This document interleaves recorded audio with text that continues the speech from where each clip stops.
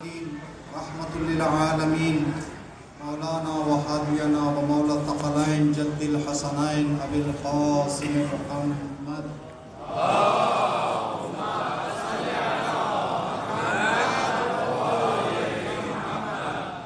وعلى أهل بيته الطيبين الطاهرين لا سيما بقية الله في الأراضين روحي وأرواح العالمين لتراب مقدمه الفداء. اللهم عجل لوليك الفرج وجعلنا من خير أعوانه وأنصاره واللعنة على أعدائهم أجمعين. اللهم لعن أول ظالم ظلم حق محمد وآل محمد وآخر تابع له على ذلك. اللهم لعن العصابة التي جاهدت الحسين عليه السلام وشايعت وبايعت وتابعت على قتله. اللهم لعنهم جميعا. أما بعد، قال الله سبحانه وتعالى في كتابه الكريم: بسم الله الرحمن الرحيم فخرج منها خائفا يترقب قال ربي نجني من القوم الظالمين. تمام موالیان حیدر کرار دنیا کے جس کونے گوشے میں بھی ہیں، بخصوص حاضرین کی صحت اور سلامتی کے لیے، ذکر حسین قیامت تک باقی رہنے کے لیے اور اس حسینیے اور صاحب عزا اور منتظمین کی توفیقات میں اضافہ کے لیے ایک مرتبہ بلند آواز سے صلوات پڑھتے ہیں محمد اور اللهم صل على محمد وآل محمد. عزیزان گرامی، ہم لوگ جو یہاں پہ جمع ہوئے ہیں، اگر ہمارے جمع ہونے پر نگاہ ڈالیں تو ہمارے چند رشتے ہیں. ایک انسانی رشتہ، ایک ایمانی رشتہ اور ایک عزاداری کا رشتہ.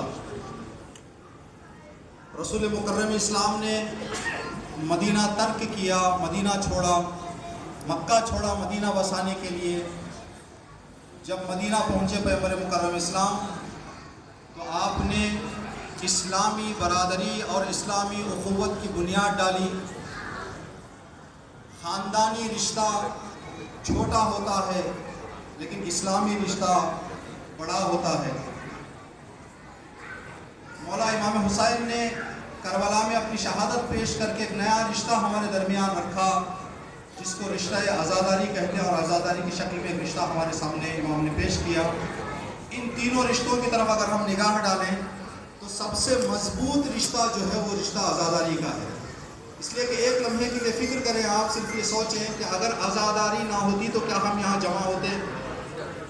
یہ ہمارا یہاں جمع ہونا امام حسین کے صدقے میں ہے کہ امام نے ایک ایسا رشتہ ہمیں دے دیا کہ ڈھونڈتے پھرتے تلاش کرتے ہم لوگ ان ایام میں اور ایسے دنوں میں عزاداریوں میں اور اہل بیت کی مناسبتوں میں تیار ہو جاتے ہیں اور آ جاتے ہیں. پیغمبر مکرم اسلام کی ایک روایت ہے امام حسین علیہ السلام کے بارے میں. اس روایت کو عرض کرنے کے بعد انشاءاللہ کچھ ذکر مصیبت پیش کر کے آپ کی زحمت تمام کریں گے. رسول مکرم اسلام نے فرمایا کہ ان الحسین باب من ابواب الجنہ، کہ میرا حسین جنت کے دروازوں میں سے ایک دروازہ ہے. یعنی جو انسان حسین کی بارگاہ میں آ گیا ہے، اگر وہ جیسے حسین چاہ رہے ہیں ویسے رہ جائے تو اس کو سمجھنا چاہیے کہ وہ جنت میں ہے. ایک بزرگ عالم، ایک بڑے عالم نے جو علمی میدان میں بہت زیادہ ترقی جنہیں ملی اور پروردگار عالم نے انہیں بہت زیادہ توفیقات علمی میدان میں دی، انہوں نے اپنے ذہن میں یہ سوچا کہ تقریروں اور مجلسوں کو پڑھنے کے لیے بہت سارے علماء موجود ہیں، تو ہماری کیا ضرورت ہے؟ ہم دوسرے میدان میں کام میں لگیں گے، کتاب لکھیں گے، کتابیں لکھیں گے، درس دیں گے، مجلس نہیں پڑھیں گے.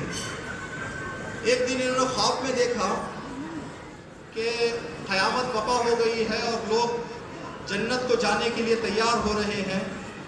جنت کو جانے کے لیے مختلف دروازے ہیں، ہر دروازے پہ بھیڑ لگی ہوئی ہے اور فرشتے انسان کو جو پروندہ دے رہے ہیں ان کو مخصوص بتایا جا رہا ہے کہ آپ فلاں دروازے سے اندر جائیں. کسی کو نماز کے دروازے سے بھیجا جا رہا ہے، کسی کو روزے کے دروازے سے بھیجا جا رہا ہے، کسی کو حج کے دروازے سے بھیجا جا رہا ہے، کسی کو خیرات کے دروازے سے بھیجا جا رہا ہے، کسی کو صلہ رحم کے دروازے سے بھیجا جا رہا ہے۔ تو یہ عالم دین سے کہا گیا کہ آپ علم کے دروازے سے اندر جائیں۔ یہ کہتے ہیں کہ میں علم کے دروازے سے اندر جانے کے لیے جب قریب گیا تو میں نے دیکھا کہ صف بڑی لمبی ہے۔ میری نگاہ جب دائیں اور بائیں میں نے ڈالی تو کیا دیکھا کہ داہنے طرف ایک دروازہ ہے جس پر صف ہی نہیں ہے، بالکل خالی دروازہ ہے۔ تو یہ کہتے ہیں کہ میں نے چاہا کہ اپنی صف سے نکل کر اس دروازے پہ چلا جاؤں جو دروازہ خالی ہے۔ میں جب دروازے پہ پہنچا تو دروازے پر موجود نگہبان نے کہا کہ آپ اس دروازے سے اندر نہیں جا سکتے۔ کہا میں بہت بڑا عالم ہوں، کہا سر آنکھوں پر، لیکن اس دروازے سے آپ نہیں جا سکتے۔ کہا میں بہت بڑا نمازی ہوں، کہا نمازی ہوں سر آنکھوں پر، لیکن اس دروازے سے نہیں جا سکتے۔ کہا پھر یہ دروازہ کن لوگوں کے لیے ہے؟ کہا یہ دروازہ حسین کے عزاداروں کے لیے ہے، جو حسین کی عزاداری کرے گا وہ اس دروازے سے جائے گا۔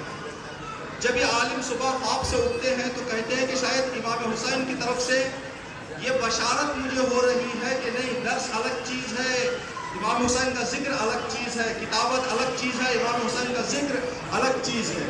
اب یہاں پر ایک سوال ہے، وہ سوال جو عزاداری کے دروازے سے جا رہے ہیں، نماز کا بھی دروازہ تھا لیکن ان کو عزاداری کے دروازے سے بھیجا جا رہا تھا، روزے کا بھی دروازہ ہے، بھیجا جا رہا ہے عزاداری کے دروازے سے، دوسرے نیک کاموں کے بھی دروازے لیکن بھیجا جا رہا تھا عزاداری کے دروازے سے۔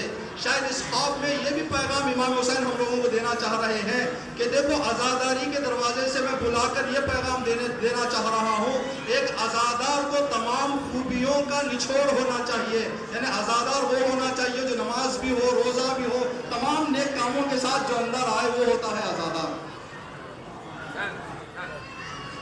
دنیا کا دستور ہے